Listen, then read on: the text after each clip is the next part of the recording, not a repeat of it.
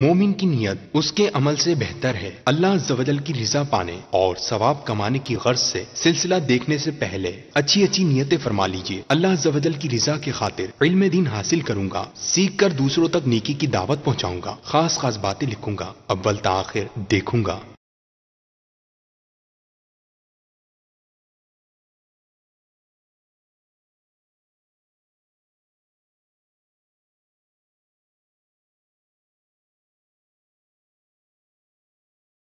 پیش کوئی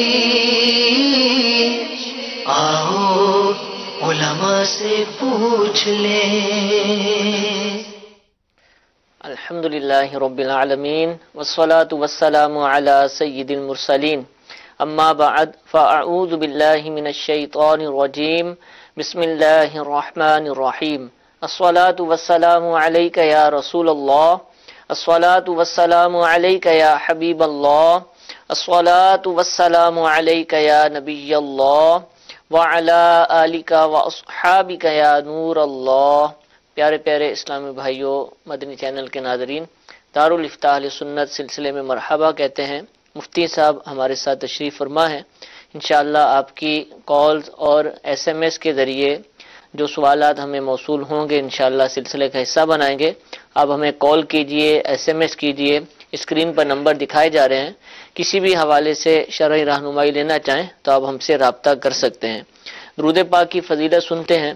امیر اہل سنت دامت برکاتہم العالیہ اپنے رسالے ضیاء درود و سلام کے صفحہ نمبر 8 پر حدیث پاک نقل فرماتے ہیں، نبی کریم صلی اللہ تعالی علیہ وآلہ وسلم نے ارشاد فرمایا، قیامت کے روز اللہ عز و جل کے عرش کے سوا کوئی سایہ نہیں ہوگا۔ 3 شخص اللہ عز و جل کے عرش کے سائے میں ہوں گے۔ عرض کی گئی، یا رسول اللہ صلی اللہ تعالی علیہ وآلہ وسلم، وہ کون لوگ ہوں گے؟ ارشاد فرمایا، وہ شخص جو میرے امتی کی پریشانی دور کرے، میری سنت کو زندہ کرنے والا، مجھ پر کثرت سے درود شریف پڑھنے والا۔ صلو علی الحبیب صلی اللہ تعالی علی محمد صلی اللہ تعالی علیہ وآلہ وسلم۔ کالز کی طرف بڑھتے ہیں، پہلی کال سلسلے میں شامل کرتے ہیں۔ یہ چلائیے۔ والد صاحب نا وہ عورتوں کو تبلیغ کرتے ہیں غیر محرم کو، تو کیا یہ اسلام میں جائز ہے یا نہیں؟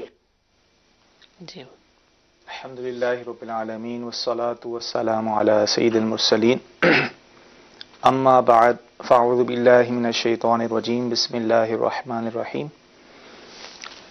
اب انہوں نے سوال یہ پوچھا کہ غالباً ان کے والد صاحب ہیں جو تبلیغ کرتے ہیں، عورتوں کو تبلیغ کرتے ہیں۔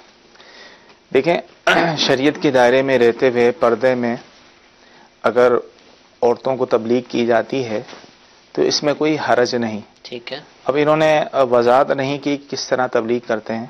جیسے اب کہیں علماء ہیں، ان کے بیانات ہوتے ہیں، عورتیں جو ہے وہ پردے میں رہ کر ان کے بیانات سن رہی ہوتی ہیں، تو اس طرح جو ہے وہ سیکھ رہی ہوتی ہے، تو اس میں حرج نہیں کہ پردے میں رہ کر شریعت کے دائرے میں رہتے ہوئے اگر وہ کرتے ہیں تو اس میں حرج نہیں۔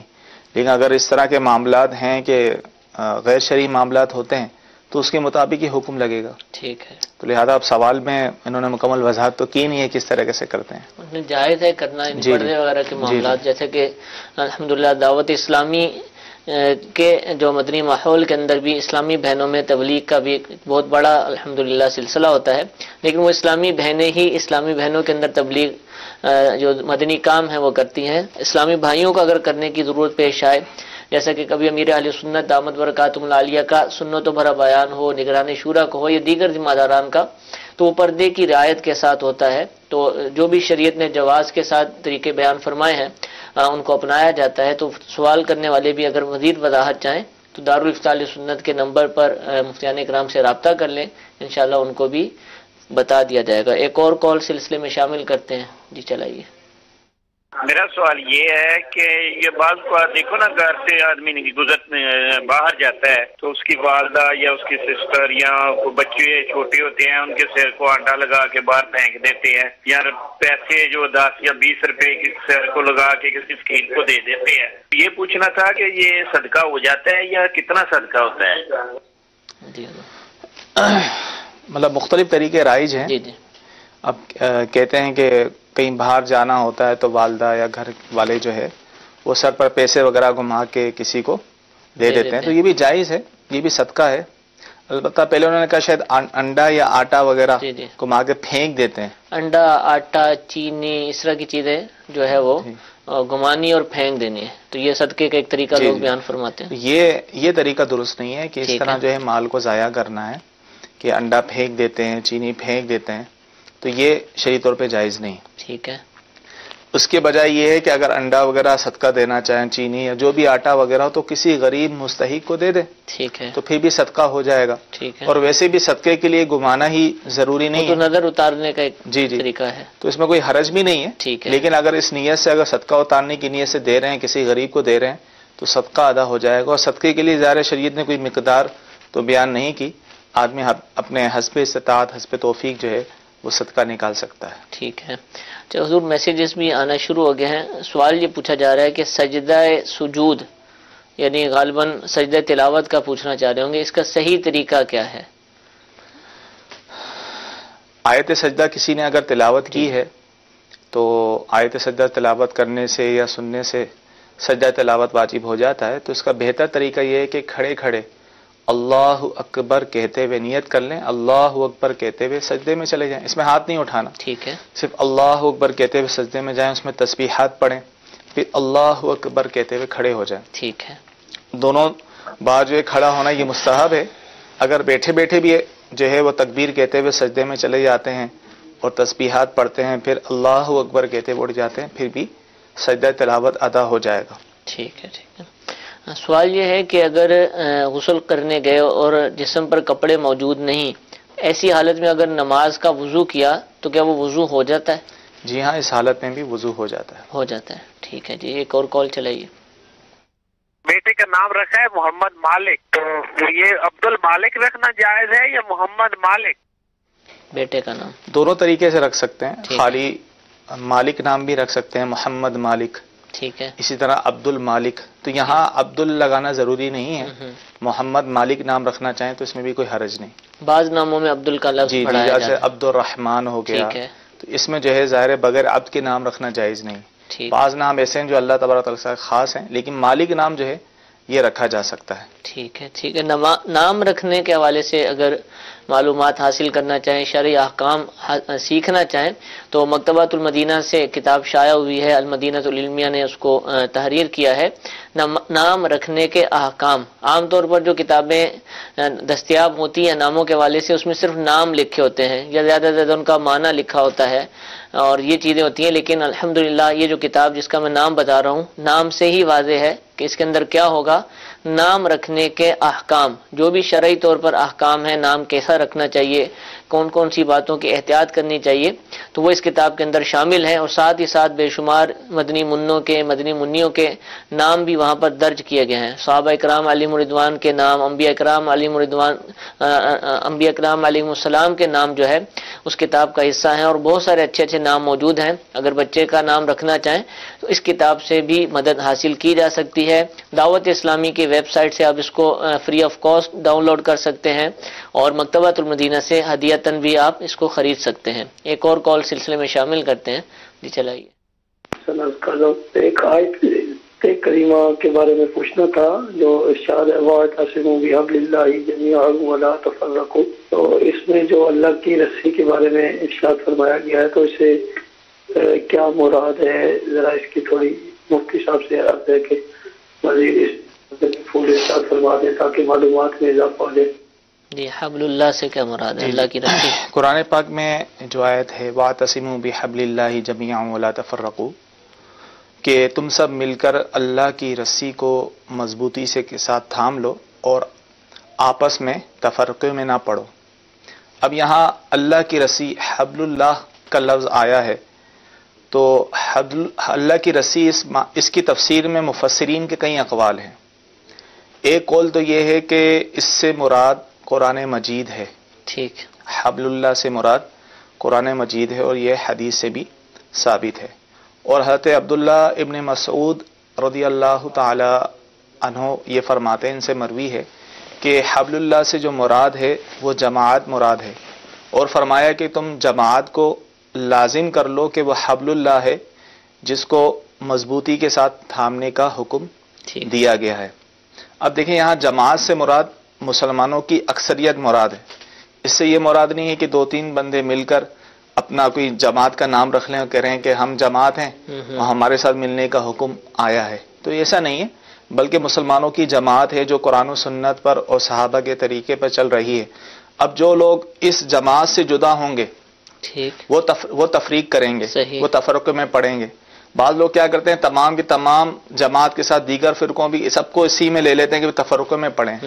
اب اس کی مثال آپ ایسے لے لیں کہ جو ایک خاندان ہے وہ آپس میں یکجا محبت کے ساتھ رہ رہا ہے، سب کچھ ہے، اتفاق ہے، اب اس میں سے کوئی ایک فرد جدا ہو جاتا ہے اور تفرقہ ڈالتا ہے تو یہ تو نہیں کہیں گے سب کے سب ہی غلط ہیں، بلکہ اس کو سمجھایا جائے گا اور اس کو کہا جائے گا تم تفریق نہ کرو، جماعت کے ساتھ ہی خاندان کے ساتھ ہی رہو۔ ٹھیک ہے۔ تو اسی طرح جو ایک جماعت ہے الحمدللہ مسلک اہل سنت و جماعت جو قرآن و سنت کے مطابق اور صحابہ کے طریقے پر ہے، اب جو اس جماعت سے ہٹے گا کوئی اپنا اور طریقہ اختیار کرے گا تو وہ جو ہے وہ تفریق ڈالنے والا کہلائے گا۔ ٹھیک ہے، تو اس سے بچنا چاہیے۔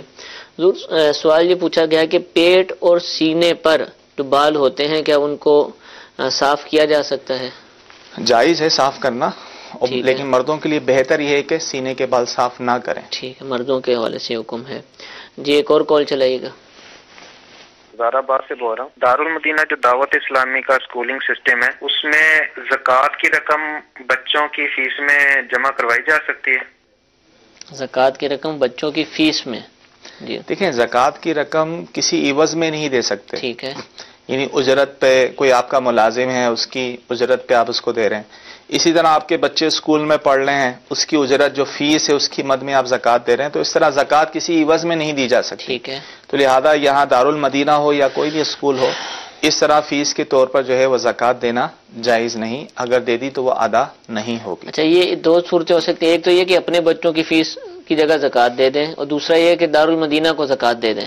جیسے عمومی طور پہ ہوتا ہے کہ دارالمدینہ والے بھی دعوت اسلامی کے لیے ٹھیک ہے وہ اسکول کے لیے زکوٰۃ جمع نہیں کرتے ٹھیک ہے، کیونکہ اسکول میں زکوٰۃ نہیں لگتی، ٹھیک ہے، وہ دعوت اسلامی کیونکہ دعوت اسلامی کے تحت ہی دارالمدینہ چل رہا ہے تو وہ دعوت اسلامی کے لیے زکوٰۃ اکٹھی کرتے ہیں، تو اس طور پہ اگر کوئی ان کو زکوٰۃ دیتا ہے تو اس میں کوئی حرج نہیں، اور وہ لگائی کسی اور جگہ جاتی ہے، وہ کسی اور جگہ جاتی ہے، دارالمدینہ اسکول میں نہیں لگائی جاتی کیونکہ ان کے نمائندے ہوتے ہیں، اور رمضان کے مہینے ان مہینوں میں جن مہینوں میں زکوٰۃ ادا کرتے ہیں دارالمدینہ والے بھی زکوٰۃ جمع کرتے ہیں، ٹھیک ہے، تو اس طور پر اور وہ جو ہے جن کے بچے دارالمدینہ میں پڑھتے ہیں تو وہ درخواست ریکویسٹ وغیرہ بھی بھیجتے ہیں کہ دعوت اسلامی کو اپنی زکوٰۃ فطرہ اور قربانی کے دنوں میں قربانی کی کھالوں کی جو ہے وہ کہتے ہیں کہ دعوت اسلامی کو دیں، تو اس طور پہ دعوت اسلامی کو دینا جائز ہے، لیکن ڈائریکٹ دارالمدینہ میں زکوٰۃ نہیں دی جا سکتی فیس کے طور پر۔ ٹھیک ہے، تو یہ جو لی جا رہی ہوتی ہے دارالمدینہ جو دعوت اسلامی کا اسکولنگ سسٹم ہے یا مدارس المدینہ ہے یا جامعات المدینہ ہے یا کسی بھی شعبے کے اسلامی بھائی یا آپ کے علاقوں کے اسلامی بھائی آپ سے رابطہ کرتے ہیں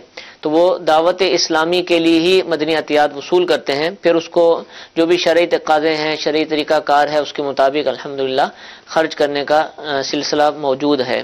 ایک اور کال سلسلے میں شامل کرتے ہیں، جی چلائیے۔ جیسا شادی کے نکاح کے دوسرے دن یا تیسرے دن پوچھنا چاہتا ہوں کہ کیا رخصت کے بعد نکاح ولیمہ کرنا سنت ہے یا نکاح کے بعد یعنی کہ ولیمہ کرنا سنت ہے؟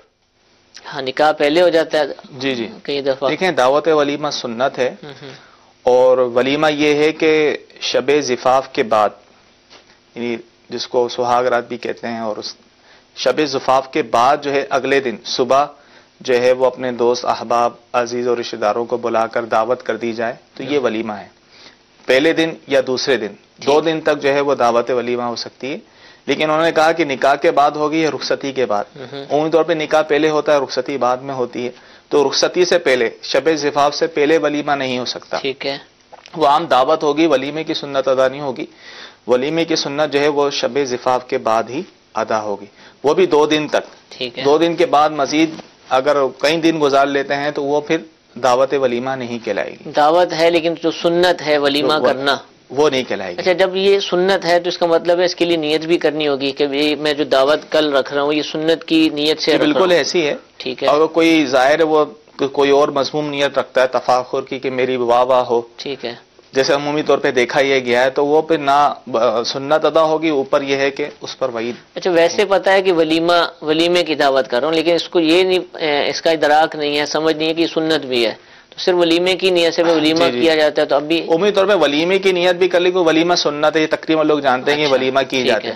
تو ولیمے کی نیت سے بھی کر لی تو سنت ادا ہو جائے گی۔ ٹھیک ہے۔ تو اس کے لیکن عمومی طور پہ یہ ہوتا ہے کہ لوگ جو ہے 2 دن کے بعد بھی، جیسے شب زفاف کے چوتھے دن 5ویں دن بھی ولیمہ ہو رہا ہوتا ہے، تو اگرچہ وہ نیت بھی کر لیں لیکن وہ سنت ادا نہیں ہوگی۔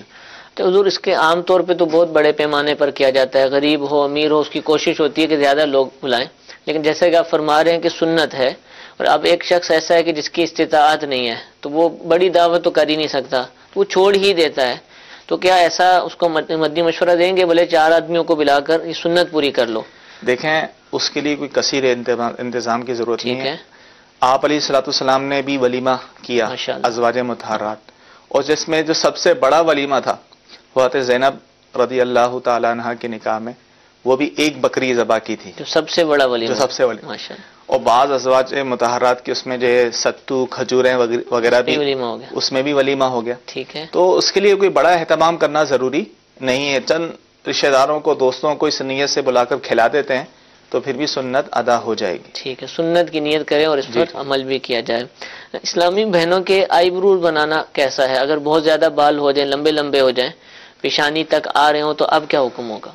دیکھیں، آئی بروز بنانا تو جائز نہیں ہے، البتہ فقہاء کرام نے یہ فرمایا کہ ایسے بڑے ہو گئے ہیں کہ بدھے سے معلوم ہو رہے ہیں تو پھر تھوڑے بہت کاٹنے کی اجازت ہے، لیکن جس طرح فیشن کے طور پر جو باریک کرتی ہیں، اس کی شرعی طور پہ بالکل اجازت نہیں ہے، اور وہ بھی جتنے بڑے ہیں اتنے ہی کاٹنے کی جائے، اب اس چکر میں پوری سیٹنگ کر دی جائے تو وہ جائز نہیں، یہ ٹھیک نہیں ہوگا۔ ہمارے ڈائریکٹر صاحب کا سوال آ رہا ہے بار بار کہ سردیوں میں جیکٹ پہنی جاتی ہے یا جیکٹ نما سویٹریں پہنی جاتی ہیں جو بٹن کر بند کی جاتی ہے، تو ان کو کھلا رکھ کر نماز پڑھ سکتے ہیں یا ان کی زپ لگانا یا بٹن لگانا ضروری ہے؟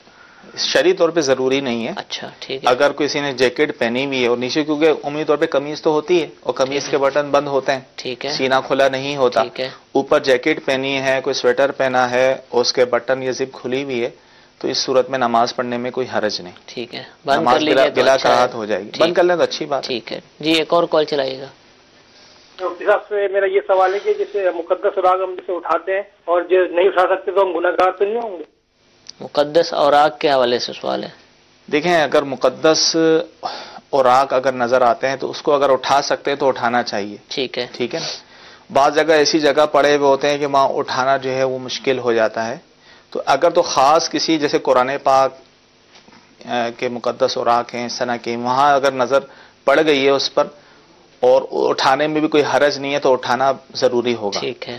اور اگر یہ ہے کہ اس کی طرف جیسے اخبار وغیرہ پڑا ہوتا ہے، عمومی طور پر پتہ نہیں ہوتا اس کے اندر کیا ہے کیا نہیں، تو وہاں اٹھانا ضروری نہیں، لیکن جہاں قرآنی آیات اس طرح کے مقدس اوراق پر نظر پڑ گئی تو اس کو اٹھانا ہوگا۔ ٹھیک ہے جی، ایک اور کال چلائیے۔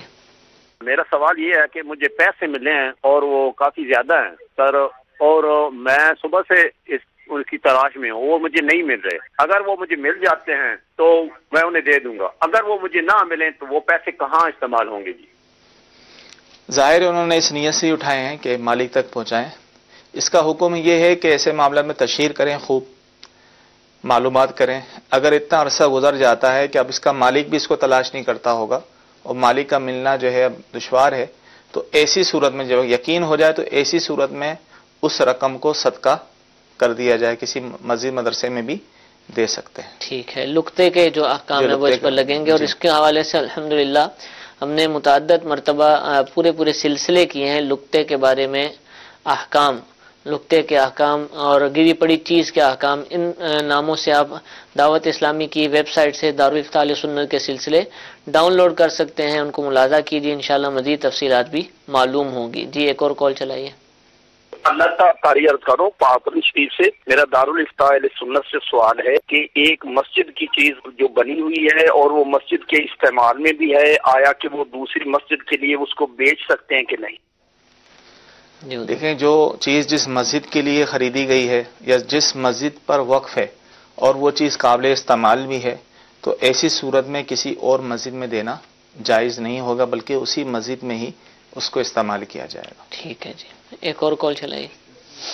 کیا ہم مسجد کے چندے سے جو ہے وہ مولوی کو تنخواہ دے سکتے ہیں؟ امام صاحب جو ہیں دیکھیں، اگر امام صاحب کی تنخواہ مسجد کے متولی اتنی رکھتے ہیں عرف کے مطابق جو واجبی طور پر ہوتی ہے تنخواہ، تو وہ مسجد کے چندے سے دی جا سکتی ہے. ٹھیک ہے. اور اگر وہ عرف سے زیادہ دیتے ہیں، عمومی طور پہ اتنی تنخواہ نہیں ہوتی، وہ زیادہ دے رہے ہیں، تو پھر مسجد کے چندے سے وہ زیادتی دینا جائز نہیں ہوگا. ہاں اپنے پلے سے دے رہے ہیں تو دے سکتے ہیں. ٹھیک ہے. لیکن اگر مسجد کے چندے سے دیں گے تو صورت میں توان ان پر آئے گا اور امام صاحب کو پتہ ہونے کے باوجود لینا جائز نہیں ہوگا. تو عرف کے مطابق ہر علاقے کا، ہر ایریے کا اپنا اپنا عرف ہوتا ہے. عرف کے مطابق جتنی تنخواہ بنتی ہے تو وہ مسجد کے چندے سے دی جا سکتی ہے. ٹھیک ہے. اس کی مزید تفصیلات معلوم کرنی ہو تو مفتیان کرام سے رجوع کیا جائے. سوال یہ پوچھا جا رہا ہے کہ نابالغ کے مال کو اس کے انتقال کے بعد کیا کیا جائے گا، اس کا کیا حکم ہے؟ دیکھیں، نابالغ کے مال کو بھی اس کے انتقال کے بعد اس کے جو ورثہ ہیں وہ اس کے مالک ہیں. ٹھیک. اگر مثال کے اس کے والدین زندہ ہیں، والد اور والدہ، تو وہ دونوں مالک ہیں، جو چاہے کریں. یا صرف والد صاحب ہیں تو وہ اکیلے مالک ہیں، جو چاہے کریں. تو اگر والد صاحب نہیں ہیں، والدہ بھی نہیں ہے، بہن بھائی ہیں، تو یعنی جو اس کے وارث بنتے ہوں وہ اب اس رقم کو استعمال کر سکتے ہیں. یعنی جو وارث بنتے ہیں اس سے مراد شرعاً جو وارث بنیں گے، وہ ترتیب ہے، وہ ہر ایک مرنے والے کے اعتبار سے الگ ہوگی. ہاں، نابالغ کے اگر والد زندہ ہوں اور والدہ زندہ ہوں تو ان دونوں کو ہی ملے گا اور کسی کو نہیں ملے گا. لیکن والد زندہ نہیں ہے، والدہ ہیں اور بہن بھائی بھی ہیں، تو والدہ کو بھی ملے گا، بہن بھائیوں کو بھی ملے گا. اس طرح ہوگا. ٹھیک ہے. تو وہ جو وارث ہیں، ورثہ ہیں، وہ جو چاہے کریں. ٹھیک ہے. اگر سب عاقل بالغ ہیں اور سب کی اجازت سے کہیں اور خرچ کرنا چاہتے ہیں تو کر سکتے ہیں. ٹھیک ہے. اچھا حضور، یہ ارشاد فرمائیے جیسے کہ والدین دونوں زندہ ہیں اور انہیں کو ملنا اور کسی کو نہیں ملنا، جو کچھ بھی ہے.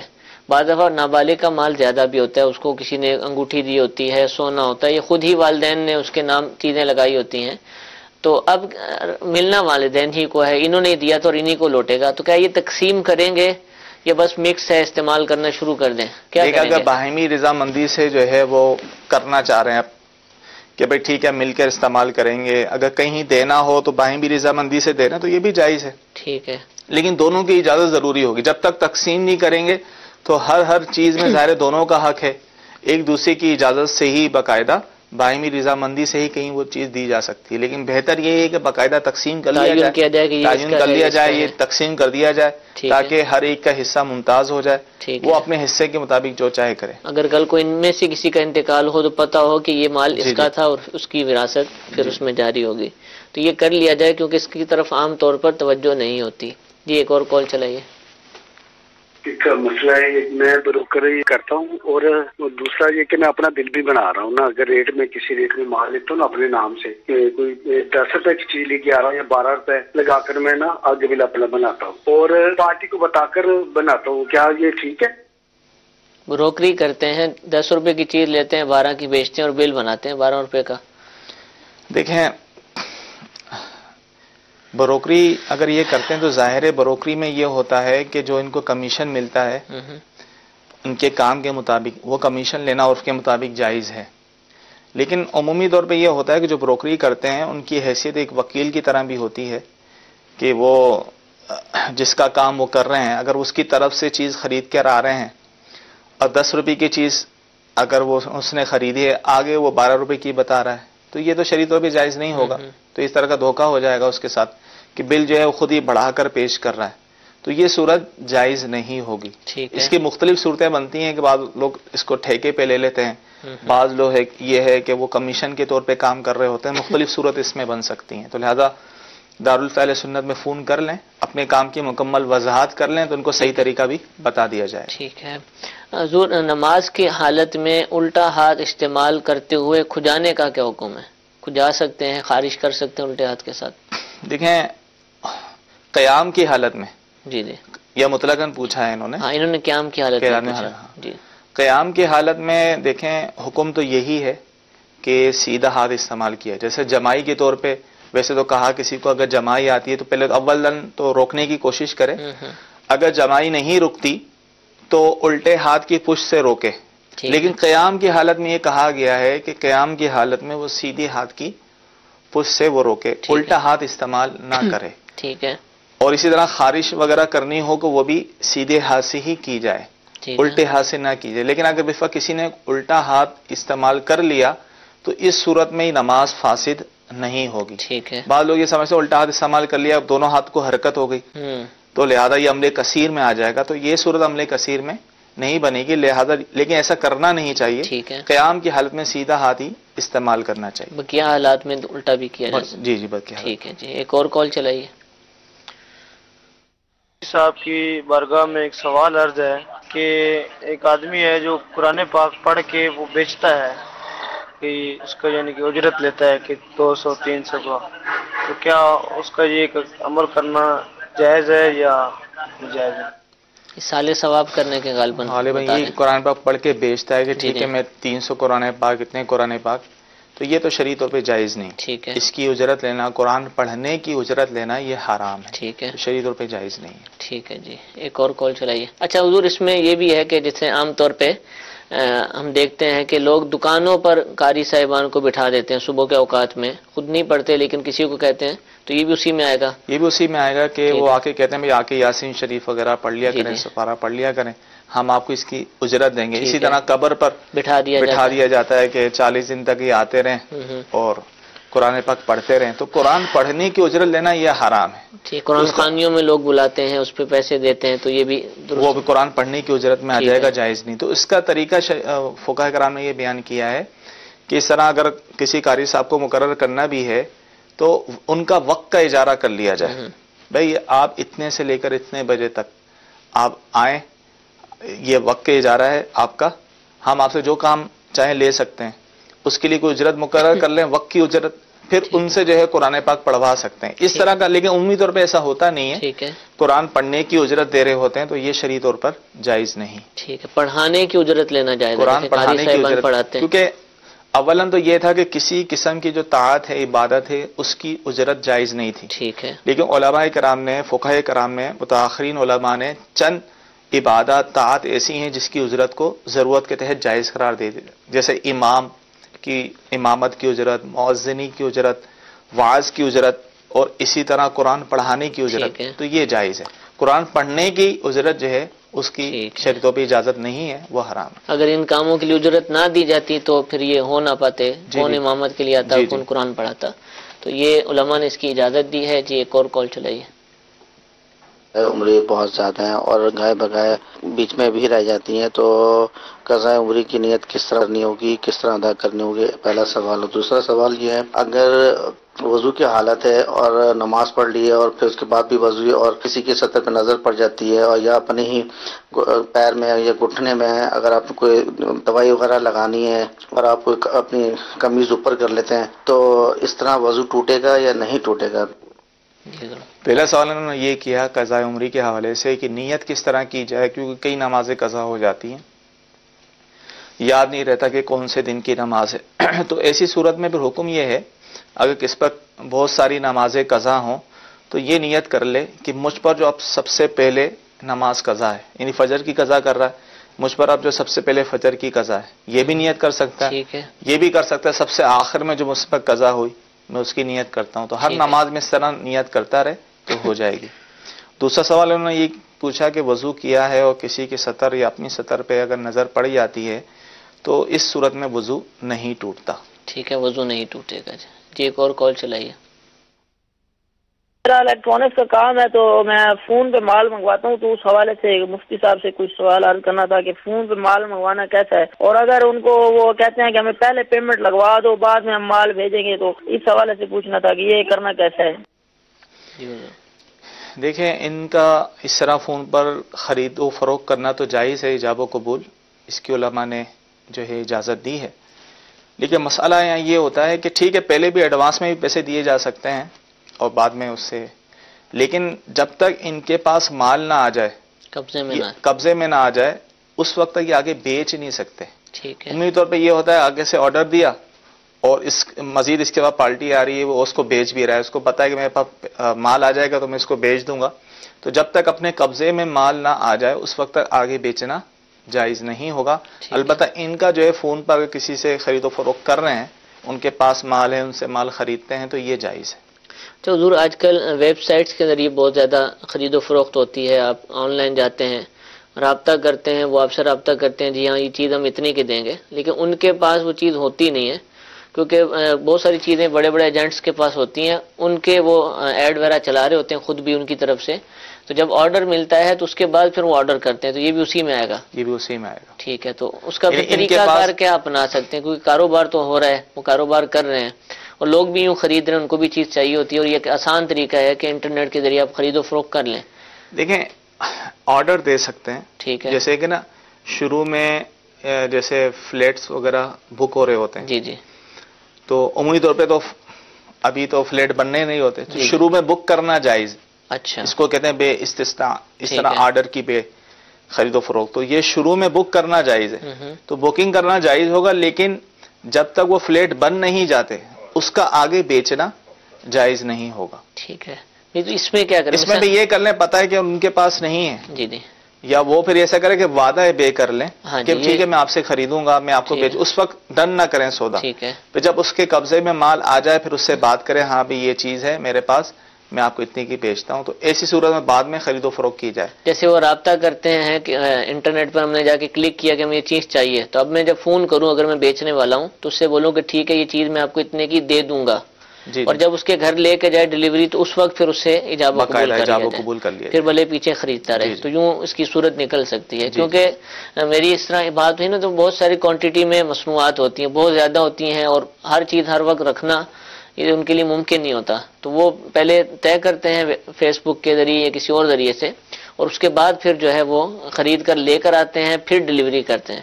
تو وہ وعدہ بے کر لیں، وعدہ بے کر لیں، لیکن اس کی صورتحال وعدہ بے کس طرح ہوگی، کیا ہوگی، جس کے ساتھ صرف اس مسئلے کو سن کر کوئی بولے میں صرف وعدہ بے کر لوں. عمومی طور پہ ہاں ہمارے یہاں جو سلسلہ ہوتا ہے یہ بات چیت ہی ڈن ہوتی ہے، اب کنفرم ہوتا ہے اس سے وہ پھر نہیں سکتا. ٹھیک ہے. اس کی صورتیں ہیں، اس کے لیے باقاعدہ جس کا جو مسئلہ ہے وہ چاہتا ہے کہ میں شرعی طریقے سے خرید و فروخت کر لوں، صورتیں ہیں شریعت نے بتائی ہیں، وہ دارالفتاء اہل سنت میں رابطہ کر لیں، انشاءاللہ ان کو بہتر صورت بتا دی جائے گی. ٹھیک ہے. تشریف لیں دارالفتاء اہل سنت میں، اور بیٹھ کر مفتی صاحب کے سامنے اگر گفتگو کریں گے. باب المدینہ کے اگر آپ رہنے والے تو الحمدللہ باب المدینہ کراچی میں 5 دارالفتاء اہل سنت موجود ہیں، آپ ان میں تشریف لا سکتے ہیں، ان میں رابطہ کر سکتے ہیں. کھارا در جو کہ ہمارا ایک تجارتی مرکز ہے باب المدینہ کا، وہاں پر جو بخاری مسجد ہے پولیس چوکی کے ساتھ، وہاں بھی دارالفتاء اہل سنت موجود ہے. ہمارا مرکزی دارالفتاء اہل سنت باب المدینہ کا کندو الایمان مسجد، بابری چوک، گرو مندر، وہاں پر جہاں سبز گنبد شریف بنا ہوا ہے مسجد کے اوپر، اس کے نیچے آفس ہے، وہاں پر بھی موجود ہے. صدر کے اندر اکبر روڈ جو کہ موٹر سائیکل مارکیٹ ہے، وہاں اقصی مسجد میں موجود ہے. اسی طریقے سے فیض مدینہ مسجد کریلا اسٹاپ نیو کراچی کے اندر دارالفتاء اہل سنت کی شاخ موجود ہے. اور کورنگی کے اندر رضا مسجد، کورنگی نمبر 4 رضا مسجد، بالکل چوراہے پر بہت بڑی مسجد ہے الحمدللہ، وہاں بھی دارالفتاء اہل سنت کی شاخ موجود ہے. حیدرآباد مرکز الاولیاء لاہور، فیصل آباد یعنی سردار آباد کے اندر، گلزار طیبہ یعنی سرگودا میں، راول پنڈی میں، ان دیگر شہروں میں بھی الحمدللہ شاخیں موجود ہیں. تو آپ یہاں تشریف لائیے یا دارالفتاء اہل سنت کے فون نمبرز پر رابطہ کیجیے اور اپنے کاروبار سے متعلق معلومات لیجیے، اور جو شرعی طریقہ کار بتایا جائے اس پر عمل کریں تو انشاءاللہ ہمارے رزق میں بھی برکتیں ہوں گی. ایک اور کال سلسلے کا حصہ بناتے ہیں، یہ چلائیے. میرا سوال یہ ہے کہ اگر انسان کی داڑھ یا جاڑیں خراب ہو جائیں اور نکلوا دی جائیں خراب ہونے کے باوجود، ان کی جگہ پر کیا نیو جاڑیں لگوا سکتے ہیں؟ داڑھی کا غالباً داڑھ کی بات کر رہے ہیں کہ یہ خراب ہونے کی وجہ سے نکال دیے جاتے ہیں، تو نئے دانت یا نئی داڑھ جو ہے وہ لگوائے جا سکتے ہیں. جی ہاں لگوائے جا سکتے ہیں، اس میں کوئی حرج نہیں. ٹھیک ہے، لگوائے جا سکتے ہیں. جی ایک اور کال چلائیے. ایمان صاحب کی تنخواہ جو ادا نہیں کر سکتے، تو آیا کہ میں بچوں کو جو صبح و شام پڑھانا ہے اس کی اجرت یعنی کہ فی بچہ کچھ اجرت مقرر کر سکتا ہوں، اور جو جمعے کا چندہ ہے وہ میں اپنی اجرت کے طور پر ہوں یا نہیں؟ اب دیکھیں یہ مخصوص صورت ہے، شاید امام صاحب نے خود رابطہ کیا کہ میں ایسا کر سکتا ہوں، یعنی اس کے لیے جو ہے وہ دارالفتاء اہل سنت کے فون نمبرز پر رابطہ کر لیں. ٹھیک ہے، یہ امام صاحب وہاں پر رابطہ کریں، لیکن ایسا ہونا نہیں چاہیے کہ کسی امام صاحب کو اپنے مشاعرے کے لیے رابطہ کرنا پڑے. مساجد مسلمانوں کے علاقے میں موجود ہوتی ہیں، تو اہل محلہ کو چاہیے کہ اپنی مسجد کا خیال رکھیں، مسجد کے جو اخراجات ہیں، اس کے یوٹیلیٹیز ہیں ان کو پورا کریں. پھر اسی طرح وہاں جو عملہ ہے امام صاحب ہیں، مؤذن صاحب اگر آپ نے رکھے ہوئے ہیں، یا مسجد کا خادم ہے، بڑی مسجد ہے، تو ان کا بھی جو بھی شرعی طریقہ کار کے مطابق، عرف کے مطابق مشاورہ بنتا ہے تو اہل محلہ کو اس کو پورا کرنا چاہیے اور اس کے انتظامات کرنے چاہیے۔ ایک اور کال سلسلے میں شامل کرتے ہیں، یہ چلائیے۔ میرا سوال ہے کہ یہاں پہ ہمارے اگر کوئی فوتگی ہو جاتی ہے تو ہمارے ہاں رواج ہے کہ یہاں پہ ختم کل 10ویں کا ختم اور 40ویں کا ختم دلایا جاتا ہے، اور ہمارے ہاں بہت خرچہ کیا جاتا ہے، تو یہاں پہ جو غریب لوگ ہوتے ہیں وہ افورڈ نہیں کر سکتے، تو اس کے متعلق کیا ہے کہ یہ سنت ہے یا دلانا چاہیے، یہ ثواب ہے، کیا کرنا چاہیے اس کے بعد؟ دیکھیں اب یہ باقاعدہ ایک رسم بن گئی ہے۔ اصل تو یہ اس کا مقصد کیا تھا، تیجا، سوئم، 10واں، 20واں، 40واں، اصل مقصد ہے ایصال ثواب، ٹھیک ہے، کہ قرآن پاک پڑھ کر، ذکر و اذکار کر کے، تسبیحات پڑھ کے اس کا ثواب مرحوم کو پہنچایا جائے۔ تو اب یہ رواج ایسا بن گیا ہے، بیچارہ کوئی غریب بھی ہوگا جس کی استطاعت نہیں ہے اس کو بھی کرنا پڑتا ہے، اور باقاعدہ اس کو قرض بھی لینا پڑے تو لینا پڑتا ہے۔ تو اس کی شریعت نے اجازت اس طرح نہیں دی کہ وہ صرف ناک کا مسئلہ بنا کر اگر میں نے اتنا اہتمام نہ کیا، سب کو دعوت نہ دی۔ عمومی طور پہ ہوتا ہے بعض جگہوں پہ کارڈ تقسیم ہوتے ہیں اور شادی حالوں کے اندر جو ہے سلسلہ ہوتا ہے، تو شریعت نے ایسی کوئی قید نہیں لگائی۔ اصل مقصد ایصال ثواب ہے، اور عمومی طور پہ ذہن میں ہوتا ہی نہیں ہے ایصال ثواب کرنا ہے، کیا کرنا ہے، ایک رواج ایک بن گیا ہے۔ تو شریعت ایسی دعوت والی صورت کی مذمت کرتی ہے، کیونکہ دعوت تو خوشی کے موقع پر ہوتی ہے، غمی کے موقع پر تو دعوت نہیں ہوتی۔ تو لہذا حسب توفیق، حسب استطاعت جتنا بھی وہ صدقہ و خیرات کر سکتا ہے، کھانے پینے کا اہتمام کر سکتا ہے اتنا کرے، ٹھیک ہے۔ سب کو بلانے کی ضرورت نہیں ہے، ٹھیک ہے۔ غریب مستحقین جو ہے ان کو بلا کر ان کو ہی کھلا دے، ضروری نہیں ہے کہ تمام رشتہ داروں کو ہی دعوت دینی ہے، کوئی خوشی کا موقع نہیں ہے کہ سب کو دعوت دیں۔ اصل مقصد ہے ایصال ثواب، اور ایصال ثواب یہ خود بھی گھر والے مل کے بھی کر سکتے ہیں، چند لوگوں کو بلا کر بھی کیا جا سکتا ہے، ایصال ثواب ہو جائے گا۔ ٹھیک ہے، اس طرح کے معاملات سے بالکل بچنا چاہیے۔ اگر کوئی ظہر کی نماز پڑھ رہا تھا، فرض پڑھ رہا تھا یا سنتیں ادا کر رہا تھا، اسی دوران عصر کا وقت شروع ہو جاتا ہے، اذان شروع ہو جاتی ہے، تو اب اس نماز کا کیا کرے؟ مکمل کرے گا اور اس کے بعد پھر بقیہ بھی پڑھے گا، یا نماز تو مکمل کرے گا، ٹھیک ہے، لیکن اگر کسی نے وقت کے اندر تکبیر تحریمہ کے لیے یعنی فرض پڑھ رہا تھا، ظہر کے 4 فرض، تکبیر تحریمہ اللہ اکبر تو وقت کے اندر کہی، دوران نماز جو ہے وقت ظہر جاتا رہا اور عصر کا وقت داخل ہو گیا، تو ایسی صورت میں وہ نماز ادا ہی کہلائے گی، قضا نہیں کہلائے گی۔ ٹھیک ہے۔ ہاں اگر وقت ہی ختم ہو گیا تھا اور اس نے جو ہے پھر نماز شروع کی ہے تو صورت نماز وہ قضا کہلائے گی، ٹھیک ہے، اگرچہ اذان عصر ہو جائے نماز وہ اپنی جاری رکھے گا، نماز پڑھے گا۔ ٹھیک ہے، جزاک اللہ۔ میٹھے میٹھے اسلام بھائی، دارالفتاح اہل سنت کا سلسلہ آپ نے ملاحظہ فرمایا، الحمدللہ بہت سارے معاملات پر ہم نے شرعی رہنمائی حاصل کی۔ انشاءاللہ کل اتوار کے دن اسی وقت شرعی احکام سے ہی متعلق سلسلہ احکام تجارت کہ جس میں بالخصوص آپ تجارت سے متعلق، بزنس سے متعلق معلومات حاصل کر سکتے ہیں۔ استاد محترم مفتی محمد علی اصغر عطاری دامن برکاتہم العالیہ سلسلے میں تشریف فرما ہوتے ہیں، انشاءاللہ وہ بھی اس کو براہ راست پیش کیا جائے گا، اس کو بھی دیکھنے کی نیت فرما لیجیے، اور پیر کے دن پھر انشاءاللہ اسی وقت دارالفتاح اہل سنت کا سلسلہ براہ راست نشر کیا جائے گا، اس کو بھی ابھی سے دیکھنے کی نیت فرما لیں۔ اللہ تعالی ہم سب کو عمل کی توفیق عطا فرمائے۔ آج ہفتہ ہے اور ہر ہفتے کو الحمدللہ عشاء کی نماز کے بعد امیر اہل سنت دامت برکاتہم العالیہ مدنی مذاکرہ فرماتے ہیں۔ انشاءاللہ کچھ ہی دیر بعد اذان عشاء ہوگی اور وقت مناسب پر مدنی مذاکرے کا آغاز ہو جائے گا، اس کو بھی دیکھنے کی نیت فرما لیں۔ اللہ تعالی ہم سب کو عمل کی توفیق عطا فرمائے، آمین بجاہ النبی الامین۔ صلو علی الحبیب صلی اللہ تعالی علی محمد صلی اللہ علیہ وسلم۔ گزارے کیسے زندگی